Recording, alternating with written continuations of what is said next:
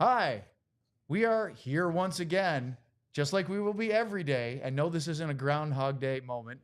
This is the DLLS Dallas Stars Podcast. We have Sam on remote from the practice rink in Frisco, as Jim Nill and Pete DeBoer had their first press conference of the new season. Training camp starts tomorrow. Guess what? Another defenseman signed a contract. Let's talk about it right now.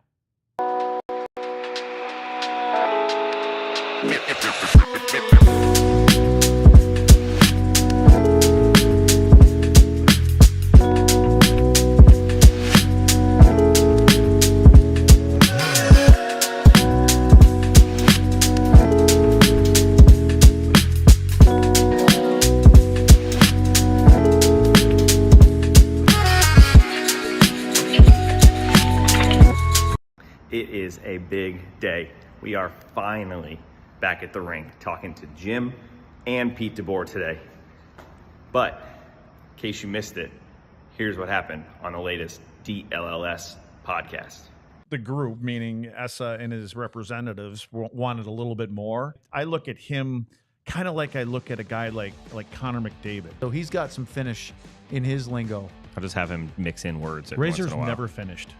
He just goes on and on and on. Thanks for coming on the show, Daryl. We appreciate it. The way he almost kind of reminds me a little bit of myself at times. Like, you know, you're and Connor McDavid. You're So Lud's just we're all in the Lud's same- just yeah, we're all directly in the same compared boat. himself to Connor McDavid. I wish they would join like a soccer league. I can't believe I'm saying soccer on this show. Wow. I know. But that, Record this. at least that way they're not going to get won't hurt. lose this one. Number one. If I'm on the computer all day long, it makes me a good writer. No, that's not how it works. That's You what have to. I have that issue too. You have.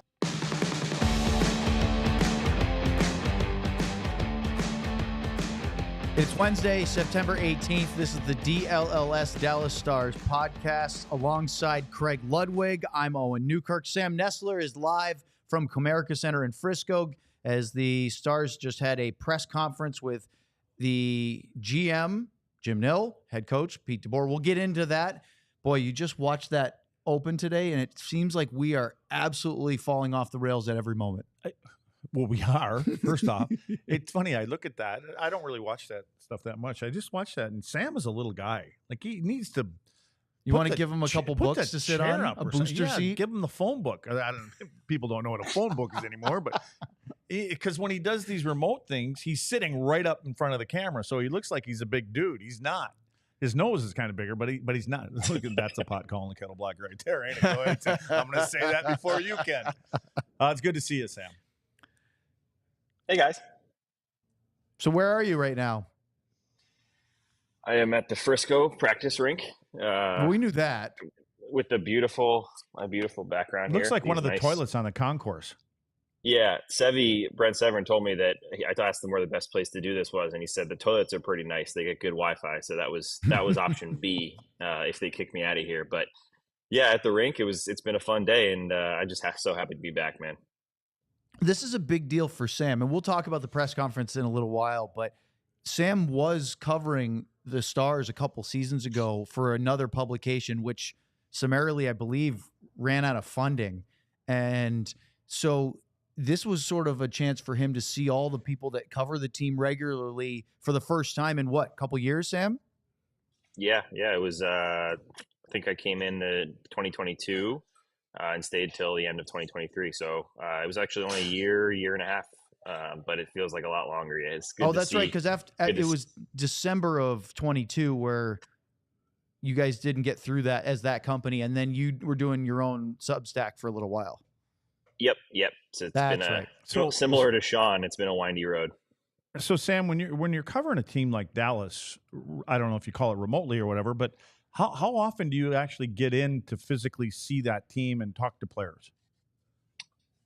Not often. You get phone calls. I was an expert in phone interviews. That's all you can really do. Luckily, the PR team has been super good to me and allowed me to just continue to have conversations and phone calls and try to stay within it. But the difference, it was actually a blessing a little bit to get to do it remote from New Jersey, because you don't realize how much more you understand a team when you're not there.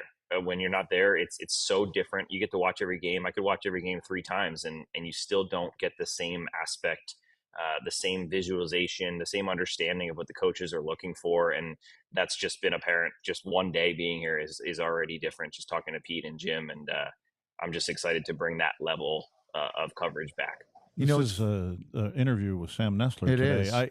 Sam, it's got to be easier for you, or do you get a different vibe when you're able to build a relationship with a player face to face versus doing it by phone, or do you not really find a difference in that? No, it's very different. Very different. Luckily, a lot of the guys I talked to remembered me somehow, so that was nice to them, not to just think it's some random guy calling them, but just being here. I always talk about a lot of stuff that I get in terms of understanding and deeper stuff, other than the quotes and things like that, are from just sitting next to a player in the dressing room. You know, you sit down with Esa Lindell for 10 minutes and you're not even on the record. You're not talking about anything specific. You're just having a conversation. I know Owen does this a ton as well.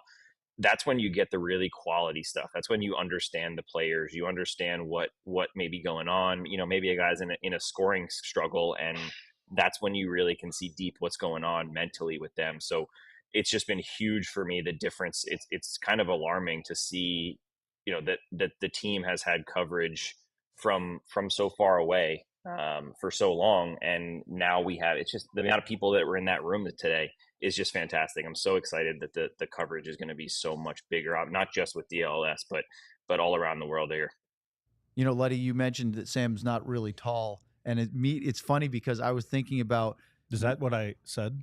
Did I say he's not really tall? You said he's pretty short. You were a little bit more. I was trying to be small. gentle with him because I'm going to be less gentle here in a second. I was thinking about how we've done that sort of photo op when we've had our two guests in so far. Brad Alberts, pretty tall guy. Razor, very tall. You're tall. I'm above average, but shorter than Luds. And we're talking about having players on, and one of the first guys might be Jakeoettinger, who's massive. Yeah. And poor Sam, who missed the Razor one, is going to have to do a standing photo next to 6'6" Jakeoettinger. That's not going to help his cause either. Do you carry a little step stool with you, or do you just let him? Yeah. Like, How many phone stand on books a can we chair? find? Yeah. Like, how awkward is that? Honestly, I think if you think it's awkward, it's awkward. If you play it off like it's funny, I know I'm short. I've been short my whole life. I wish I could put a 6 in front of my height when I was telling people, besides on my hockey program when I was in high school and I lied that I was 6 foot. But yeah, it's a little bit funny. In the dressing room is when it's really funny, which is why if people always say sit down next to the people, you know, it's nice to have those conversations, and it is. But it's also nice to not be standing next to them because it's a little different on the outlook. What's your height? 5'9". What's Joe Pavelski's height? I would Thank guess. you. Yeah, nice. I would guess He did that on 5. purpose. I just wanted to get it in there before everybody else did. The Joe By the way, Pavelski Sam, sign is I would back say up. he's By the way, 6 foot. Sam, before you came on, I've been texting with Mr. Pavelski this morning. He's going to be in Pittsburgh with his son when we get there this week. They're driving there, it sounds like. So I heard. So we talked about Joe multiple times. I wanted to do the ding in my own head during the press conferences because Joe was probably the hottest topic. But Boy, Jim you know said what? that Joe. That should be a T-shirt. what about Joe? It should be DLS Dallas Stars Podcast. 0 days since last mention. That would be awesome. Wouldn't that be a That'd great? be awesome. See, there we go. We're making it a thing. Joe is never going to be gone. No. Joe's always Nope. in our thoughts. Nope. And Jim Nill said that. Yeah, Joe, is he in Wisconsin right now, or is he still here? Boy, don't ask Luds because I was looking he's at trying the to thing figure again. out Joe's schedule. Yeah, and I he know. was It's- getting really confused. Well, we're going to Pittsburgh Okay. tomorrow or Friday, and so there's that USHL showcase, and his son is going to be playing there, obviously. And Yeah, they he's said they're- coaching. I know. He said they're on their way there now, which Today's So- Wednesday. you know I can't afford a plane ticket, so he's probably got to drive. Yeah, I all I know is that he coaches his son, and his son's team just beat the Dallas team, and apparently Joe made sure that everybody around here knew that. So I don't know who specifically he plays Well, for. because he used to play on a team in Dallas, so Yeah. obviously I'm sure there's no competitive juices flowing in that at all. Not Sam- a lot of competition in the bloodlines of the Pavelskis, right? The other thing that he said is he was there's what was that thing again? Live? Oh yeah, the Live Tour is coming to Merido, which is Joe's club when he lived in Dallas. I'm guessing. We think he's canceled his membership, or do you save that? Probably costs a lot. Do So you think he actually paid for it? Most of these guys get them comped. It's like I Lud's mean, bar if- tab. He's probably staying there. I know. How much is a membership like that? Oh God, you got how many commas? Huh? Yeah, how many commas are in that figure? To A get lot. pissed off for 5 hours. Yes. Oh yeah. Like, what do you mean by that? Like, are you saying it's over $100,000? It could be. Really? I wouldn't be surprised. Yeah. Is this where they? Wow. Boy, Never mind. the next thing for Luddy to figure out is country club life, and how much that costs. I've been living in a country club. By I'm the in way, my own country club. Jake Ottinger, I believe, plays there a lot. He might be a member too. We'll have to ask him because I know Merido's. Nice. They're hosting the Live Tour event here in Dallas, and apparently Joe's coming in for one day of that. In and out. So the big news last night, guys, as we pivot to defense once again, is Thomas Harley. We talked about. Why? What happened? Well, take a look at the screen. He signed a deal. Oh, I didn't even know we had a screen up We here. do. Oh, Okay. our producer is on top of things today. Okay, cool. Thomas Harley signed last night, and we talked about Esa Lindell's contract extension, which came out right before our show. And Harley later in the evening, 2-year, $8 million contract to 4.0 AAV, $4 million average annual value. Are either two of you guys surprised about the contract in any shape or form? After what we talked about? I think No, I it's- actually said, as Lud says, he likes to give credit where credit is due, even if it's to himself. And I believe that we were talking, and I said that That's his Nobody if else you- is going to That's his do it, favorite Sam. place to put credit is to himself. if you think that he was going to get over 4, and we thought the comparables were just under 4, landing at 4 seems like a pretty nice place to do, and that's exactly where they landed. So I think I'm not surprised at it at all. I'm not surprised at the number as much as I am the term. You thought it'd be longer? Yes. I thought it would be a minimum of 3. Why? I don't know. I just think that, a little security, for 3 years. You got another year to prove that you earn more, because you could have a Term for the down- team or term for the player? For the player. So For you the think player. Harley would have wanted a third I year? would have thought that he would have wanted. I thought it was going to be 3 years, not 2. And again, I think it's betting on yourself and say, I do too. okay, Yep. here's a deal. You don't want to give me my whatever he wanted as a long-term deal. Okay, I get it. The cap's going to go up. I get it. But I would like to have, because what happens if you have a year and a half that doesn't live up to? Well, he has his $8 first million, one? so that's Well, not too yeah, bad. No, but he's it's not- banking on having 6 Yeah. in there Yeah. for over 8 or 7 Well, or 6 or something. One thing you've met Thomas. We know that he is really confident in himself. Where's he from? He is from Syracuse, New York. That's where I'm going. yeah, He's American. He's American. Let's just he say it. is. Yeah. He's American. He actually represented Canada in the junior ranks because I'm he's saying dual, he's but- American. Yes, He's a cool kid. he is. Okay. But he has, Razor loves the phrase athletic arrogance. No. I think you have to have a supreme amount of confidence to just get to the NHL. Anywhere near the NHL, you can't be self-doubting yourself. That doesn't mean that self-doubt doesn't happen amongst NHL players. I'm sure it does once you start playing against other supremely talented individuals. But I think that we'd have to talk to him. I don't know how much he'd share, but I think Thomas is not at all afraid of prove it, because he'll be 25 after this contract. He'll have arbitration rights. His RFA number will be 4.5, I think. Yeah. He's expecting a huge Of course. contract next, but I think the Stars will be happy to give it to him if he continues to play well. Can we say kudos to Jim Nill? We have to. I Hey, mean, throw that quote up, that chat up just now again, John. There's a player or somebody who said, well, it's covering Thomas Harley right now. Adam wrote in, Harley's contract is good for both sides. Still be an RFA, and with what he has shown so far, he can command huge deal. Yeah, it seems fair. Yeah, that's what Yeah. it is. It's fair from both sides. And again, I give Jim credit because, there's got to be some, a little massaging here and there and how you, sell what your plan is, and good for the team, good for you. Keep it in the number. I think every team for the most part comes in. They've got their numbers that they want to be overall. And I believe that he is right on it. And it gives them about $1.5 million under the cap right now if they need it to, down the road for something. So wait, Sam, are you paying attention or do you have Yeah. somebody screwing with you there? Oh, What's going on? Who's there?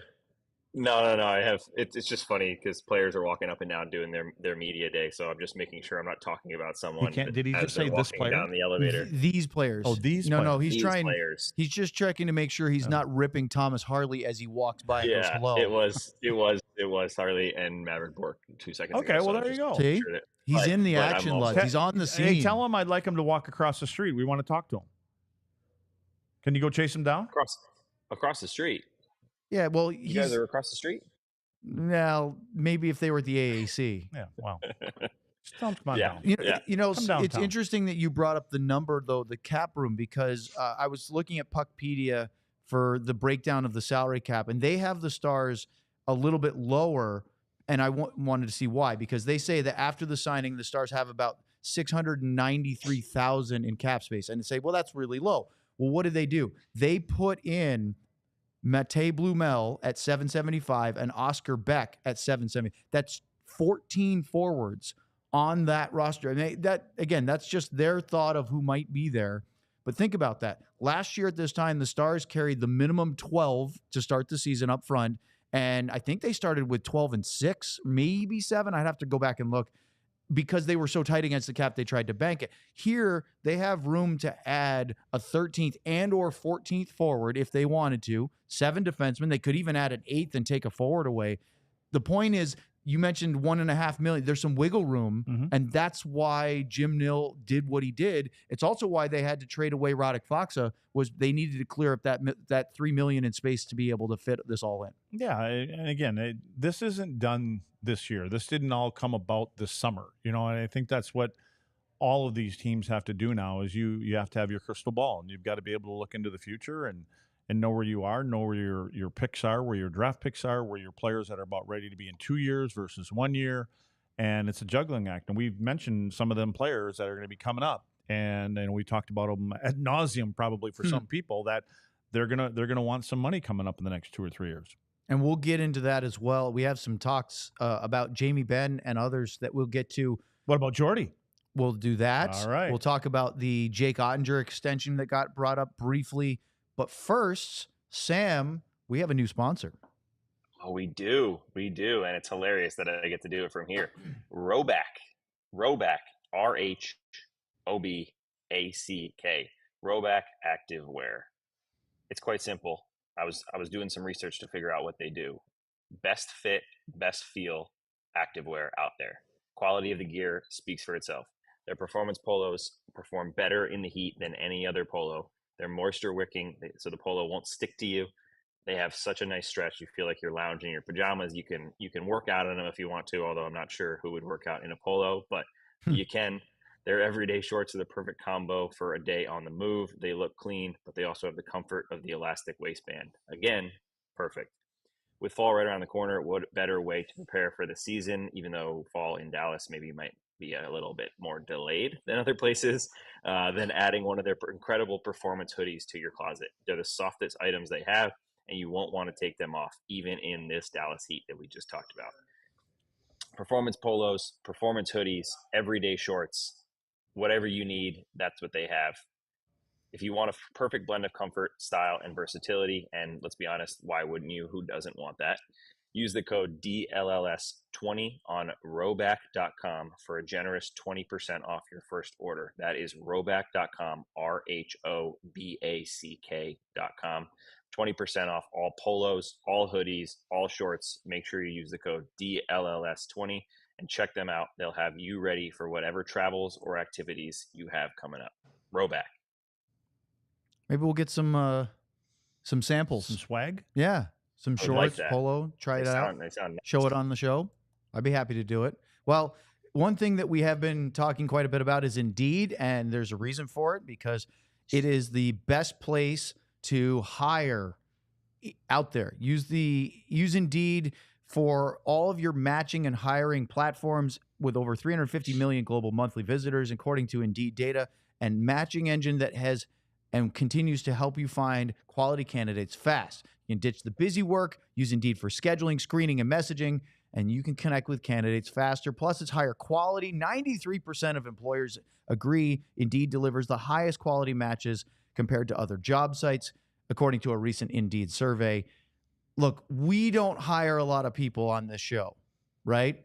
Or at least, I don't know, maybe Craig Ludwig Incorporated The has, rate it's going, maybe somebody's going to be trying to get an assistant.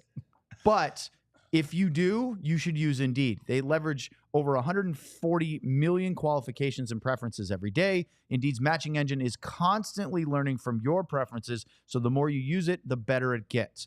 And you can join more than 3.5 million businesses worldwide that use Indeed to hire great talent fast. Listeners of this show will get a $75 sponsored job credit to get your jobs more visibility at Indeed.com/AllCity. Just go to Indeed.com/AllCity right now and support our show by saying you heard about Indeed on the DLLS Dallas Stars podcast. Indeed.com/AllCity. Terms and conditions apply. You need to hire. You need Indeed. Well, the reason why Sam is not in studio today and why he's up in Frisco at Comerica Center on site, he's on the scene, is because the Stars held their season opening press conference with GM Jim Nill and head coach Pete DeBoer. So, Sam, you're here. You're there. The floor is yours. What did they talk about? Yeah, biggest thing of note was the injury to Jason Robertson. So Jim Nill mentioned that he got a call in the summer from Jason Robertson, and he had an issue with his foot. They did an MRI and discovered there was a cyst on his foot that needed surgery. So he had that surgery on, I believe, July 30th in New York. He was on a 6-week no weight bearing program. So he has been skating. He just started skating. He will not be skating at camp with the main group, but he is fully expected to be ready for the start of the regular season. So not ideal news, but one thing that Jim talked about and I asked him about was, obviously, we've been down this road before. Jason Robertson missed camp, I believe, 2 seasons ago, right? He missed all of camp and I believe all of the preseason. And it was a contract dispute. He was an RFA. And he had an incredible season. He had that crazy point streak. So the first thing that Jason said when he called Jim and when they first discovered that he needed to have this surgery was that he had no worry whatsoever about catching up or being ready. But that is something of note. And Jim said there are no other injuries. So that is good news, I guess. If you're looking at it, there's nobody who's expected to miss any part of the regular season. Luddy, last year, Robo had 80 points, 29 goals, 51 assists. His assist total number was down from the year before, but I actually think he was more of a playmaker than just a shooter last year. And I think that was a good thing. But the year before, boy, was he incredible. 109 points, set a Dallas Stars record, nearly caught the franchise record of 114. 46 goals, which was his second consecutive 40-goal season, 63 assists. And that year, 22-23, was Pete DeBoer's first as the head coach of the Dallas Stars. He didn't have him for all of training camp, didn't play in any preseason games, and he went out and just lit it up. And I remember Pete saying, boy, I guess it really says that our preseason and training camps mean not very much. And he laughed about it because that, they constantly talk about how important it is to get everybody on the same page. And he just destroyed that against a wall. Yeah, but what I would say is there's a little difference for me starting the season without training camp, where one is because of a contract, the other one coming off of an injury, surgery, whatever it may be. So, and again, if they're saying that he's going to be fine, it probably wasn't anything major and he's going to be able to rehab to the point. And I know JJ McQueen and everybody there in the back is going to be getting him ready to go. And so that's what's the most important, is that your players are healthy at the start of the year. So, and when it comes to the point thing, and this is not saying that he's not a good passer, but to me, he's a better shooter than he is a passer. That's what he is. Yeah. He's a shooter. And you look at the numbers, how many of those assists last year were because of a shot? On because a rebound, right. And so hopefully he gets back to that and he continues to fire the puck because I think he's got a deceiving release. He's got a great shot from distance even. And I'm sure those are things that have entered his own mind. And if you're coaching staff and you got players like that can put up those kind of numbers and hit what you're aiming at, you're begging them, don't defer. We want you to shoot. And I think that's up to the line mates too. Shoot. How about this number? 2 years ago, he had 313 shots. Yeah, there you go. Last year, 231. Yeah. That's 82. That's one shot a game less. 82 fewer. And his shooting percentage was down. It went from 14.7 to 12.6. It's kind of like Connor McDavid. So I just thought you guys would like the Connor McDavid reference, which this has nothing to do with Connor McDavid, but they're busting me from yesterday comparing Esa to Connor McDavid. But I think what happens, it was kind of similar when I was talking about Tyler Seguin early when we got this thing started. When Tyler was having a hard time scoring goals, he was drifting to where there was more ice. And where there's more ice is away from the net. Go to the front of the net. Something's going to hit you in the ass, hit you in the foot. You're going to get on the scoreboard and you start to feel better about it. It's the same thing for Robo for me. I think that he may have been taking shots and they're not going in the net.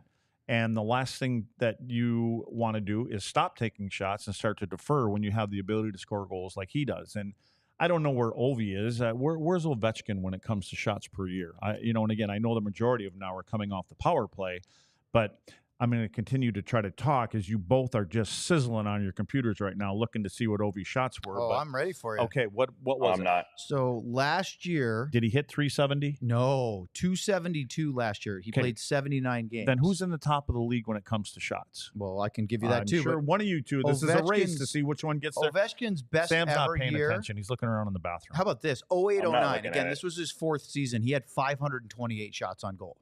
That was his career Ovi? high. Are we talking about Ovi? now? Ovi, Okay. right. How many? 520? 528. That was the most in his NHL career. That's when he could get up and down the ice a little bit better. That's way different than now. But Yeah. most years he's in the 300 Okay. to 350 range. Okay. That's Ovechkin. Now, as far as the NHL, if you want to look at last year's stats, we can look that up. What's your premise though about? Is it just compared to the number of shots for Robo versus the rest of the because I league? think he's deferring. Because again, like I said, I just think he may have been frustrated at times that pucks weren't going in the net. And for a shooter, to me, you start to get away from yourself when you start deferring because that's what he is. He's a goal scorer and he can score and he can shoot. And I think he needs to stay on that. He's got to get back to those numbers. Hopefully, he stays healthy this year and shoot for 300s. I mean, just Jason shoot for 300. Robertson was 43rd in the league in the regular season last year with 231 shots. 43rd Okay. in the NHL. Nate McKinnon was 1 at 405. That was last year. And then David Pastrnak was 2nd at 382. So Austin Matthews 3rd, Brady Tkachuk, Philip Forsberg. I think some of those guys have bigger numbers, only, and it could be because of minutes played too. Because the way that Pete runs his lines and the time is balanced throughout their lineup, at least in the top 3.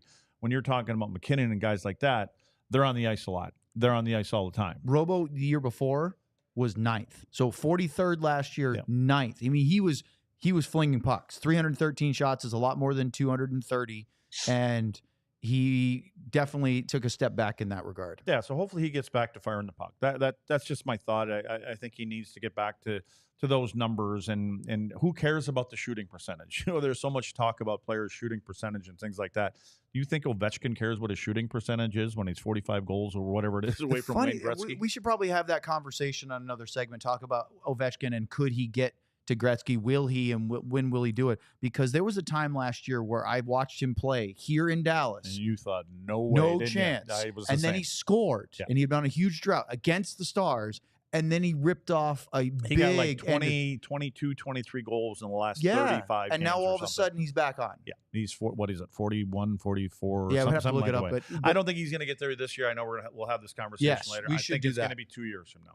John, write that note down later Yeah. on. Talk about Ovechkin and Gretzky's Yeah. record. Sam, what else happened Noted. with the press conference in Frisco with Jim and Pete today? Yeah, some of the things that actually we had discussed previously. So the hires today, including Jordie Benn, who will be helping out down in Cedar Park as a scout, and some other stuff in player development. And I asked him specifically about Jordie, and Jim said exactly what Lud's talked about with Jordie. Is there a better player to talk to these young guys about perseverance and about working for what you get? He told Jordie's story and talked about what he can bring. Think about a guy who comes in and is playing in Texas, and maybe he's going through a struggle, or maybe he thinks he should be up in the NHL and he's not getting called up. Jordie's the perfect person to talk about, hey, look where you are. Here's where you can be. First of all, it can get a heck of a lot worse.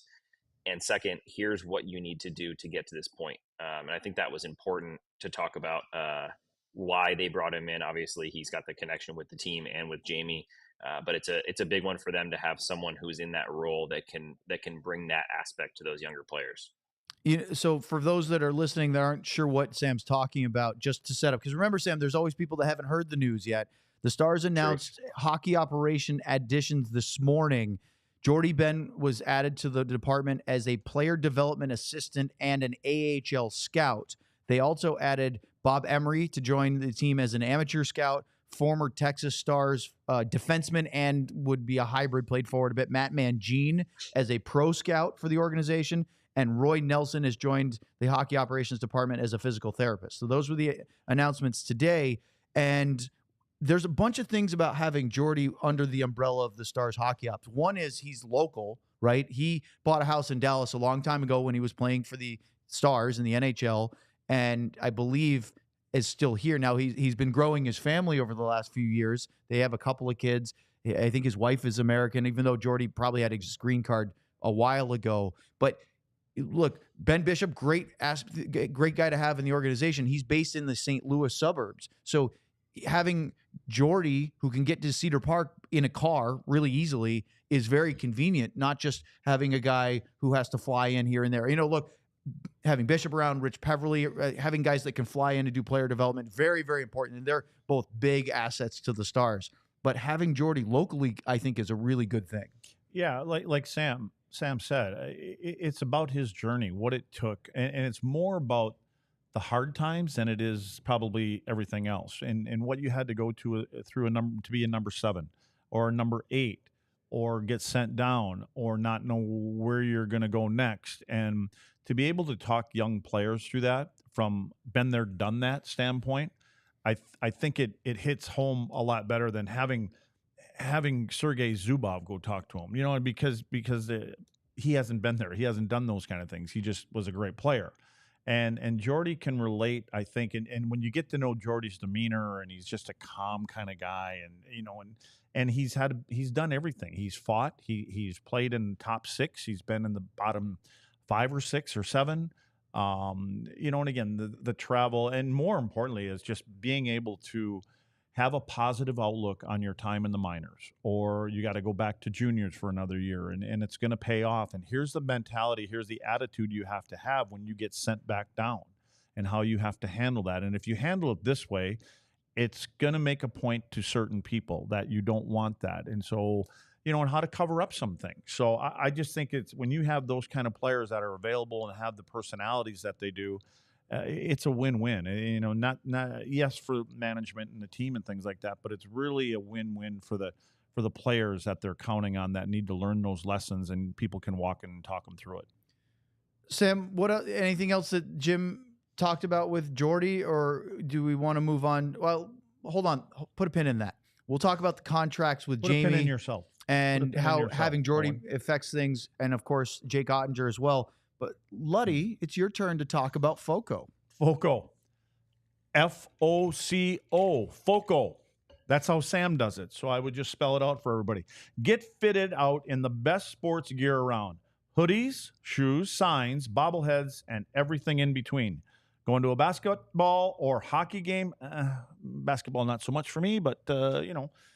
Show off your love. Go to a Badgers basketball game once in a while?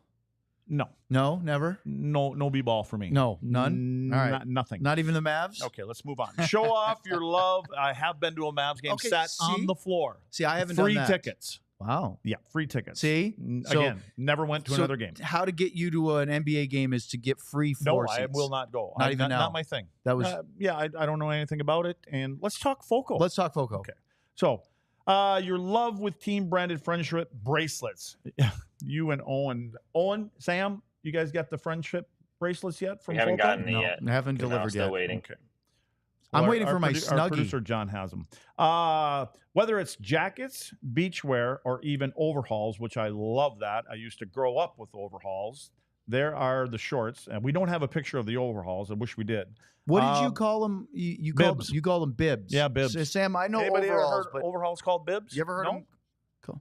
No. I've heard a bib is like what you're eating actually, lobster believe with. it or not, professional cyclists, they wear like a one piece. I found this out, and they call them bibs because it's like overalls, but it's like their one piece suit that they wear when they Well, race. we went out drinking with Sam one night, and we had to put a bib on them. Yeah, That's for not sure. really what we're talking about. Well, I'm from Maine, and when you eat a lobster dinner, you need to wear a bib. Okay, he needs one when he's drinking, like he's got a hole in his lip. There is something for fans for almost every occasion, and they've been doing it since 1998. They make that sound like that was so long ago. 1998. We won the cup in 99. You were playing in the NHL. I was graduating high school. Like 16 plus years by then. Okay, Sam, so were you born in I was in high 1998? Yes. I'm not that young. I moved to Casual- New Jersey in 1998. Okay, let's move on. Casual collection, retro collection, old hats, NHL ugly sweater pajamas, NHL snuggies. Set decorations, and we're talking about the set behind us, apparently. Foco has donated a few awesome pieces for our sets. Go show them some love. Check out foco.com or click the link in the description below. Do we got that? Do we have the description below? Why does my face look like that? Why am I a cartoon up here? Don't be doing that. Get the link down below. We don't have the link down below. I've asked for it many times, and it has not been given to me. So we do not have it. How are we supposed to climb Just to the read top it. of the And we'll ladder give them when the we don't promo. have Give these them the things? promo code. That's the important part. Description below that we don't have for all non-presale items. Use the promo code DLLS10, Brendan Morrow 10 for 10% off. Hey, Sam, I've now discovered that my new joy is to try to see how much we can elongate or stretch out Luddy's live read by just getting him off Beautiful. completely off the It's rails. not working. It took gives almost me time 3 to check minutes. Well, notes. let's see. We got you with the basketball floor seats, overall talk. Yeah, but I'm having a conversation. doing a great not job. throwing me off. No, but it's making it go That's longer. Foco, Foco. How many times Foco. can we get Luddy to say, let's get back Just on remember track? the promo code is DLLS10, Brendan Morrow 10 for 10% off. Well, I need to do a quick conversation Hard about working with Empire these people. today. Just a joke working with these two. I'm just telling you, it's a pain in the ass. I didn't even do anything. That's the point. You don't do anything. I'm just sitting here. I'm enjoying all of this. With Empire today, you get to shop. See, Luddy, See? they There didn't you even go. put the words Not in so right. easy, is it, when there's hecklers around? Oh, it's tough when they, I'm going to do the complaint of they need to fix the copy. When you get to shop at home convenience, the right product for your needs, quick and professional installation, and a low price guarantee, Empire today is the best place to get new flooring. So, of course, they do have copycats, but Empire cannot be beaten on quality, service, speed. So competitors advertise low quality products that Empire simply won't carry. Empire won't promise the lowest prices because anyone who does that is putting flooring in your home that they wouldn't put in theirs. They keep shopping for floors simple with a curated product selection, and their philosophy is to help you find what you need, not overwhelm you with thousands of choices and substitutes. What they leave out of their selection is as important as what they put in. Empire's product team exhaustively combs through the thousands of products and samples each year to find the perfect styles. Their virtual floor designer is a great way to see how new floors will look in any space. It's easy, just snap a picture and instantly see how new floors will look in your room. Schedule a free in-home estimate today. All listeners can receive a $350 discount when they use the promo code DLLS. Restrictions apply. See empiretoday.com/DLLS for details. All right. Beautiful. We made it through that. There was only a few laughs in there. So one of the things that I wanted to talk about because of what we saw from the press conference, and Sam, you were there, so feel free to chime in and tell me more, is the conversation about contracts with Jamie Benn and Jakeoettinger. So let's start with the captain. He is an unrestricted free agent after this year. We've had conversations about what the future of Jamie Benn with the Stars looks like. What did Jim have to say? Yeah, first and foremost, there is zero concern whatsoever. Jamie Benn said straight up, Jim, I want to win this year, and then we can talk about it. So Ben himself is somewhat in charge of this. Jim said similarly to Jake, hey, you guys come talk to me when you want to talk about contracts. If you want to wait and see what's out there in terms of the market. But in terms of Jamie Benn, he said Jamie Benn does not want to leave. That didn't even come up in the conversation. Thinking about, could he get more money anywhere else? Could he maybe try to go win some? None of it. It was Jamie Benn is a Dallas Star. He wants to be a Dallas Star. He wants to go win here this year, then talk about whatever needs to be talked about after that. So that was a key point.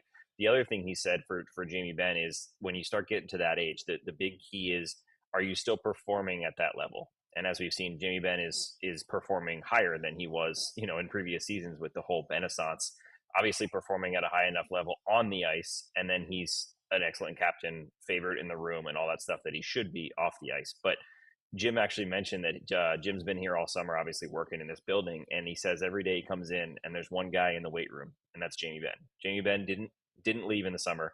He stayed here. He's been working out like crazy.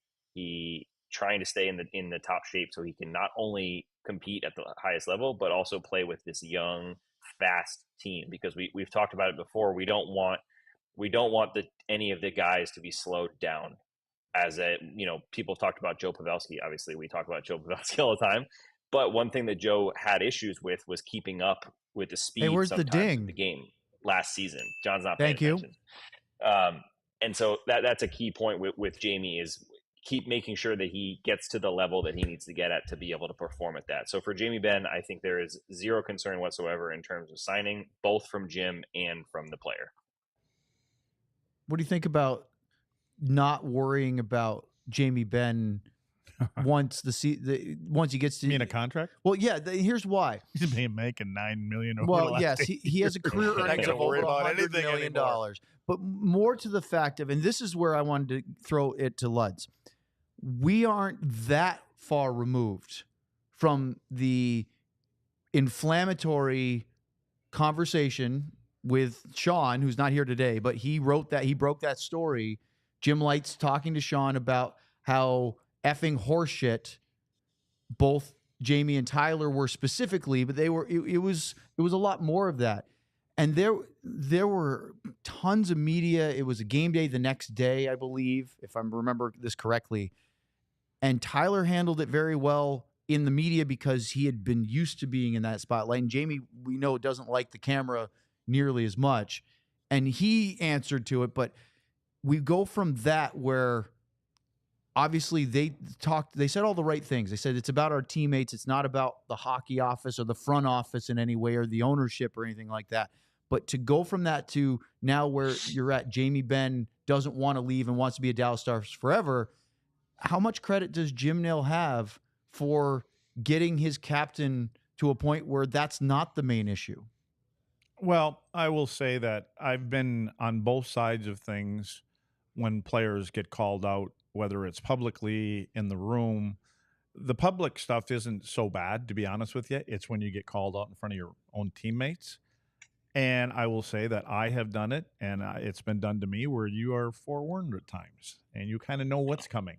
Because it's not so much a message to you, it's to the team? Exactly. Interesting. And so it'd be one thing to call out a fourth-line guy and have that conversation, but when it's the guy that most players are looking up to and you need the team to play better and certain people get called out, they play better for that player that just got thrown under the bus, so to speak. So I'm not going to say that's exactly how it all went down, but it's you have to do some uncomfortable things as one of those captains, one of them guys in the room. You have to do uncomfortable things as a general manager or an owner at times, because the bottom line is people see that things aren't going right. So what cage do we rattle? Who can handle that the most? And so, and again, you take a couple veteran players. Tyler's been in Boston, and they've done these things in Boston before. And he was a teenager, early 20s, when he was getting called out after the trade to Dallas, where that behind the B footage came, where they were questioning him being Boston Bruins material. Well, and that's a different scenario, right? That's a different one. And Tyler can move on from that. He's not there anymore. And he did. And kudos to him. But listen, when you're making a lot of money, that comes with the price tag sometimes too. I mean, you kind of put yourself out there and you know that, hey, I'm making that. I mean, let's look at Pierre-Luc Dubois. He's making $9 million and he's getting, I guarantee that guy. And he's on his fourth team. I think, where is he? LA now? No. Where is he at now? He's in Washington. He's in Washington. So he went from, if I remember this correctly, right. He's going to be with OV, not getting him the puck. Columbus, Winnipeg, LA, and now he's with the Capitals. And it was a shocker this summer, and they got him for they picked up a little of the salary to get. They picked up. They're paying them to go away for the most part. The LA Kings are. That's sure. what I mean. They're paying them to go away. And the Kings, we could go back and look at that at another time. Gave up a King's ransom, no pun intended, to the Jets to get him. You've been working that on came that. out of the blue. You wanted to drop that in there somewhere. I think the Jets made out like bandits. No pun intended. To get the players they got and get rid of Dubois at that time. Get rid of. I love the way you phrase that. Get rid of. Yeah, no, that's right. That's what they wanted. They were trying to excise. He's been a dog on almost every team he's been on. It's just surprising another team. And Washington's not going to. I mean, I don't know if we expect them to do a lot. But you know what? All that's probably going to happen where he's going to have his name on the plaque when Ovi breaks Gretzky's record. You know what I mean? That's probably what's going to happen. Maybe. So anyway, back to Jamie and these guys. It just kind of comes with the territory, that kind of stuff. And if Jim Lights had to take a bullet from Tom Glardy, and maybe it was Tom that called and said, "Listen, what's going on with our team? I'll do it. I'll do it, boss. I'll be the guy that break it. They can all hate me for jumping on our captain." There's just uncomfortable times that you have to do, but look what's happened. I mean, look at where the team is now. Look where Jamie is now, and Jim's patting himself on the back somewhere. Jim Nill and Jim Lights. I'm talking Jim Lights. I agree with you. I think that Jim did a pretty admirable thing and took a lot of heat for it.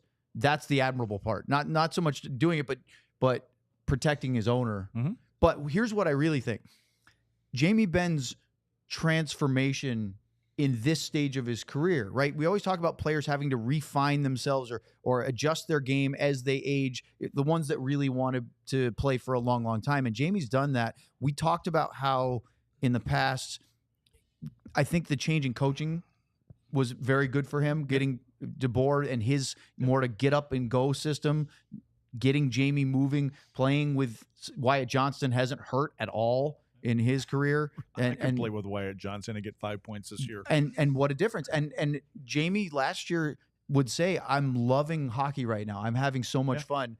And chance to win, which of course I'm sure means a lot to him. Fixes a lot of things. And isn't that important? And that's why I ask you about Jim Nill. Like, what has he done to turn over this franchise roster, to get the pipeline of prospects, get him to the point where they've got a lot of great draft picks that are now contributing at the NHL level?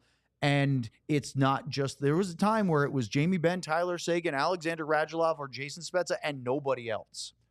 When you ask that question, the word that comes to me and between general manager and players, and that's all I really kind of care about, is transparency. I think Jim is open with his players. He doesn't tell them everything, but for the most part, you're keeping them in the loop. And the guy that you got to keep in the loop is the guy that's kind of driving the bus, and that's your captain, and Jamie. And I think between Jamie and Tyler, and I'm sure there's a couple other guys there, here's where it is. And I've always been a guy, and I don't think it can be done, but I wish that you had a guy on your team that you could go to and say, "Listen, we're thinking about making a move for this guy." That you could go to him, because I'll tell you what, as much as the GMs and the scouts and all these guys know about other players, nobody knows about other players in the league than the players themselves. Whether they personally know or they know somebody that they can say, "Listen, what's this guy like? Is he cancer in the room, or is he this or that? How come they want him?" And there has to be trust when you have those kind of things. And I don't know if that's ever going to get there, but yeah, I would like to. I mean, we call players in and we have conversations with them, but we tell them some things that we want to spread through the room. That's the whole point of the guys that are wearing the letters in your leadership group, is when you get a message from whether it's your general manager, typically it's always from your head coach, or we want this to spread through the room, and you need to help us get everybody on the same page. It just can't be the same guy with the same guy behind the bench yelling all the time and saying the same thing over and over again. And I can go back to the Hitchcock days, and Hitch brought it up to me, the Luds, we got to get this guy in. We got to do this. And I would try to negotiate him with him. And I'd have to go in there and say, "Listen, our guys would like to play a little bit more like this." When you got guys like Brett Hull and Mo and Newing, they want to open up a little bit. They don't want to play this 2-1 boring game, right? And so, Hitch, can we here's what the guys want. It's not me, that, because I don't shoot the messenger. Yeah, I got none of that stuff. I mean, I can't do any of that stuff anyways. But it would be like, "Hitch, can we?" And he goes, "Well, what are you talking about?" So I'd explain it to him. I'd say, "Can you give us 5 games? Just give us 5 games to tweak a little bit of our system or whatever it may be." But I knew he wasn't going to give me 5 games. And he probably knew that I knew that. And he said, "I'll give you 2. And I said, no. Can we just at least have 3 or 4? And so we'd agree on 3. And so I come in and back in the room and said, "Listen, we got rain for 3 games. You got to be careful with Letty at the poker table. The guy can negotiate. Well, not so much. But anyways, what would happen is, and I can remember exactly when it happened. And it was Zuby. And Zuby tried something through the middle of the ice. It didn't work out, but big deal. Hitch snapped right away. And I just turned around and I looked at him and I said, 3 games. And Hitch kind of went, "Oh, I gave him my word." And so, but what happened is the players appreciated that part of it most of all, and knowing that he's not that guy that is going to be my way or the highway. He's willing to bend a little bit, but it would always come back to us at some point. I told you, fucking guys, we couldn't play that way, and that's the first chance that they get. You know what I mean? What does Hitch think about your impression of him? It doesn't matter. We're buddies. By the way, I think a great time will be in the off season. We should have Hitch on. We can do it during the year too. That'll be done. How much fun would that be? He would. Well, you let me know when we're done. Yeah, yeah. But no, he's a great coach. He's had lots of players, and the players that and there's been players that go into the Hall of Fame that couldn't stand him when they played for him. And the first guy that they'll mention is Ken Hitchcock, because he got me to play the way that I needed to play and not be an individual. You appreciate guys like that when you're done, because you know what? If it wasn't for him, we wouldn't have done this, and we wouldn't have come together as a group. So, we all love the guy, and he's just he loves the sport. So we're gonna put it back on track. No, we're gonna put a pin. Yeah, we're gonna try to get back on track. Put a pin in the Jake Oettinger talk. I think we should talk about the stuff that was talked about today and his contract tomorrow. So let's save that for tomorrow. Sam, it says me for DLLS internal, but all the talking points come back to you because it has to do with line projections on Discord, show intros, memes are welcome. So, Sam, what do you got for us as being a DLLS diehard? Yeah. Well, I mean, why are you not already a DLLS diehard? You know what I mean? It's the best that it's the best out there if you're a Dallas Stars fan or a fan of any Dallas sports. But for us, our show specifically, the Discord has been blowing up. That's something we talk about a lot, but not just the Ask Luds Anything, which we're planning on doing tomorrow, Thursday. But we have the line projections that are out there. We're gonna get your line projections and your roster, whatever you want to send us on your projections, and we'll throw them up there on the screen. And like I said yesterday, we'll either talk about why they might work, or Luds will rip you apart. And either way, it's going to be fun. So join the DLS diehards. You get a free T-shirt. You get a free T-shirt every year, not just one at the beginning. You get a free T-shirt every time it renews. You get the articles that are behind the paywall, such as my story on Maverick Bork yesterday. A lot of those exclusive interviews and things like that are going to be diehard only. So make sure you get on so you can read that stuff from not just me, but also from Sean Shapiro. Memes are welcome is apparently an important. Memes are welcome is apparently an important important situation because look at this one. Because this one was posted yesterday in the Discord, which I thought was hilarious. What do you think, Luddy? Is this a fair meme for the Stars right now? Well, I'm just wondering, when you have that silly look for the Stars right D, are you saying something about Labushkin and Dumba? I think the guy on Discord, Brotowski, is the one that posted that. I think that's a commentary on the right side of the Stars defense. So he's trying to make a point here or something? Or I think the point is that the left side of the defense is very strong. We've talked about they have too many lefties how many times on the show, and the righties are not as strong, is what I think the point is. Well, we'll find out, right? In there. Camp and into the season. Is Brutowski a really guy, or is this like Bluto from... It's Brotowski. That's his Discord name. It's just his handle. Oh, so, Sam? No. Oh. So this is one of our diehards. I posted that? Well, you might.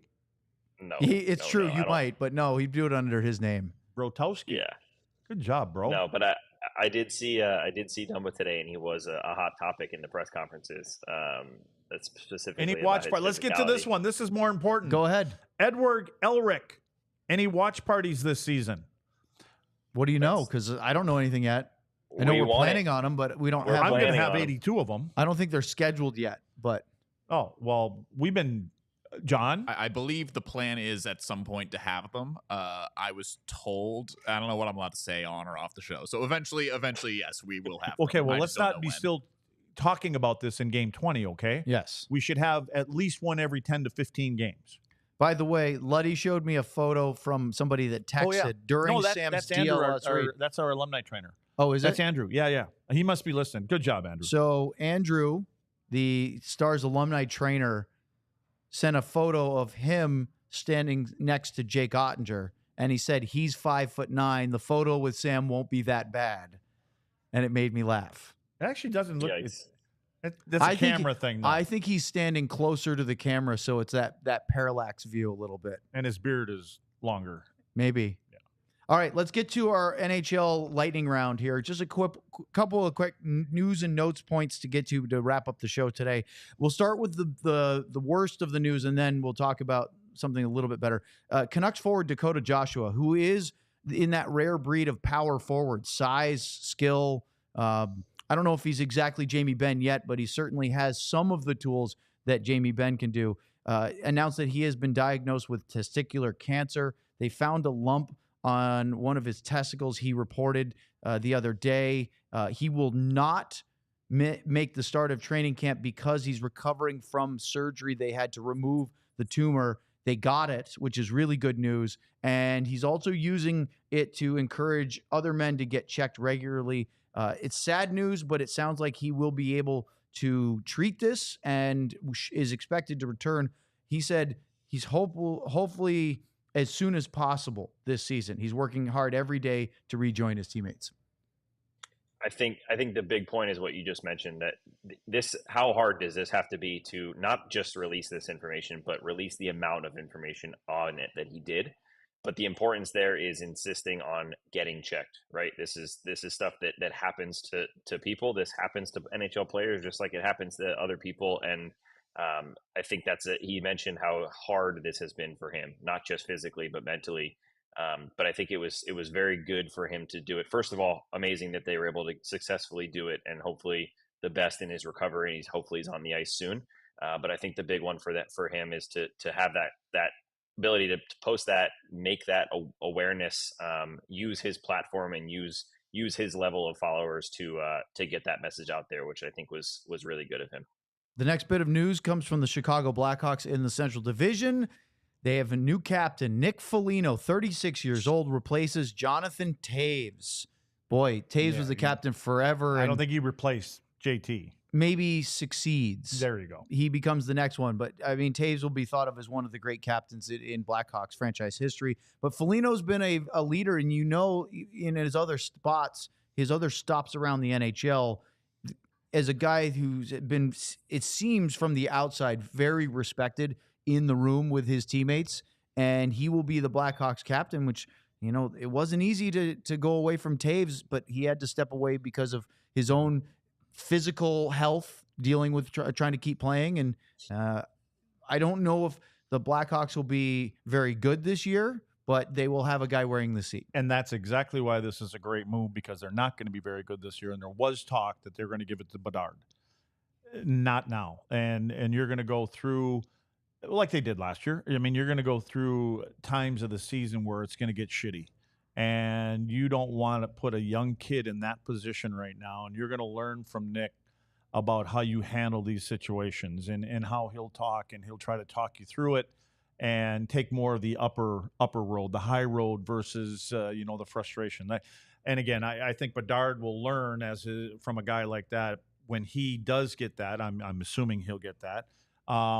That when you go through these kind of spells, how Nick did it. And it'll be like, this is how we handle this, instead of a 24, 25-year-old captain that's never had that on there early in his career. And there's already enough expectations on a guy like Bedard the way it is. Couple of retirements. Chris Weidman, who played for several NHL teams, 6 seasons in the NHL, is 34 years old. Last played with the Montreal Canadiens a year ago. Missed last year because of a back injury. He is retiring. I know 34 doesn't sound really young. There are plenty of players that don't get to 34 in their NHL careers, whether they don't get a contract or they physically have to retire. But he clearly didn't want to stop playing, and he had to do so early. And Luds, obviously you see the Montreal logo. You played there for a ton. You won a cup there. Anybody in your mind stand out in your career that had to retire too early because of injury, that wasn't ready to be done with the game? No, not really. I don't know of a player that retired, but that's probably why we're all walking around with rubber helmets and bouncing into walls and everything else, is because we played too long and we wouldn't quit. But the one guy is Stephen Johns for me. You know, the only one that I know that retired, and because of concussion problems and everything else. And again, it's because he was younger, but still. Yeah, but the game has changed, and there's more awareness, and it's more. it wasn't about the player at the time. You know, when they talk about when you turn pro, whatever sport it is, you kind of become a piece of meat. In other words, you're doing whatever you have to do. You're the cattle. Yeah, that's exactly right. You're doing this for the team. It's not for you. And that has all changed. Thank God it's changed, especially in hockey. And they're getting all the testing and taking care of these guys and, the spotters and all that other kind of stuff. Can I say something, Owen, real quick on that? You don't have to ask. You can certainly say something. When I'm remote, I just make sure I ask because sometimes it's hard to hear. But one thing that we talked about with Pete in this press conference today was the Stars, how many games the Stars have played. I think they played over 200 games in the last 2 seasons. So he is well aware, and we talked about it yesterday, how Pete is good at canceling practices, having film, doing things off the ice when he thinks his team needs it, especially in weeks where you're playing 4 games in 6 nights or whatever it is. He says that they are well aware of how much this team has played. And while you always want a short summer in this business because that means you had success, they're not taking it lightly. And the word load management was not the right word there, but he and his staff are well aware that this team has played a lot of hockey, and not just a lot of hockey, a lot of physical, tough hockey over the last 2 seasons. And they're going to keep that in mind all season long. So that's really important and good to know that the staff and the higher ups are aware of that. Alexander Edler is also retiring after 17 seasons in the NHL. He played mostly with the Vancouver Canucks. He's actually going to sign a 1-day contract so he can retire as a Canuck. I actually was here when Brendan Morrow did that at the end of his career at American Airlines Center, where they had a little ceremony and he signed a 1-day to become a Dallas Star to retire again, which was wonderful. Boy, I mean, Edler's such a steady, high-quality player. And I remember for years it was Edler on the left, Tanev on the right, and they were locked and loaded on the defensive side. You knew what you were getting from that guy every single night. I would think for coaching staffs and organizations, he was the perfect player, the perfect defenseman. Never stepped too far out of who he was, and you got consistency from him. And you never really saw the amount of times I got to watch him play. You never really went, oh, that was a bad play. You know what I mean? Just steady Eddie, and he could be physical. He had a good shot, got up the ice. So yeah, good on him. 1,030 regular season games in his NHL career with the Canucks and the LA Kings. That's where he finished. He played a couple years with Los Angeles. 439 points. And he played in 93 Stanley Cup playoff games. So he was on some really, really good teams. Yep. Of course, Edler and Tanev playing. Right? The Sedins, they were playing. Remember when they lost the Cup final to the Boston Bruins? Tyler Seguin in 2011. Tanev remembered that one as well because he was on the wrong side of it. Our producer, John, is pretty happy about that. He looks like a bobblehead over there. Yeah, he does, doesn't he? I remember that one. Well, I was always a big fan of Edler. I know the Stars really weren't in the market for a left shot defenseman. So that's why a couple years ago when he became available, wasn't really banging on the table. And of course he was getting up there in his 30s. But if he was, he and Tanev were very comparable, different players, but very much did the same thing. You saying when you bang on the table, they're listening at you? No, I'm just making noise. I mean, who knows if anyone pays attention? We know. Yeah, we know. They don't. So that's the news of the day. I think we should just sort of let everybody know that tomorrow the training camp begins. Thursday, first skates in Frisco. So we will have some actual on-ice stuff. There will be practices. There will be a scrimmage tomorrow. Sam and I will be there. How much we'll be able to, we'll figure that all out. We have a show at 2:00 tomorrow afternoon. Luddy will be here. Are you both going to be in the concourse bathroom together? Or no, I'll be here. The The question is whether Sam will stay depending on player availability because he'll want to start talking to players. We'll have to figure that all out. But we will be reporting on training camp tomorrow. I think we should talk about Jakeoettinger and what Jim said today about a future contract extension and what that means, because Jake has 1 more year left. He'll be an RFA with arbitration rights. He'll be a free agent in a couple years. I would imagine the Stars will want to cut into free agency with the next deal, but it also depends on how he plays. And we'll get into that. Luddy, you said about time. We've had almost 4 weeks of DLLS Dallas Stars podcast without any hockey. Is this like a player when you're getting ready for camp? You just can't wait to get started? Well, you can't wait for it to get this part to get over with. Yeah, I mean, and there's all this talk. We've been trying to manufacture things too. I mean, when you're doing this stuff and you're not really sure what's all happening now. It's nice having Sam, kind of on the inside there, knowing all the little ins and outs every day. But in the trenches, Sammy. In the trenches, in the toilet, in the bathroom, in the toilets. He's in the bathroom. So I'm you can hoping get some to good not be interviews sitting in there. here You tomorrow. get up in person. What do they call it? Up close and personal in there. No, it's nice to be able to kind of see these guys in action and see what you guys, especially the young guys. I mean, to get a little more info about the guys that are going to be knocking on the door, whether it's in a year or two from now. So, and then, the old guys are the old guys. They're going to play, they're going to play in a couple games, 2-3 games, and then they're just itching for the real game one to get going. Yeah, training camp start is always fun, but then very quickly we all get sick of it and want real games. Agreed. Right, Sammy? Agreed. Honestly, you get excited. Well, the fact that we're excited about a practice shows you how long it's been. It feels like. And it was a short summer because they made the conference final for the second straight year. Over 200 games played in the last 2 seasons, regular season and playoffs. That's a lot of hockey. That's a good thing. It is. It's a good thing, and then it's a bad thing that you didn't, you put all that work in and you don't get to take that trophy home. But now they know. I mean, again, you could say that after the last couple of years, but now they're getting pissed off. I think right now we're getting tired of getting that close and not accomplishing what we're starting today. Today it starts, that we're together and we're all in it for that one reason. Players meeting today. They're doing all their media day stuff. The coach and GM talk to the press for the first time. Tomorrow they hit the ice for the first time. And we will talk all about that tomorrow, 2:00 Central Time, live on our YouTube channel. And, of course, you can listen to us on Spotify, Apple, any of the audio streaming platforms a little later on. For Luds and for Sam, I'm Owen. For John, thanks so much for joining us today. We'll be back tomorrow with the Day 1 training camp report right here on the DLLS Dallas Stars Podcast. So long, everyone.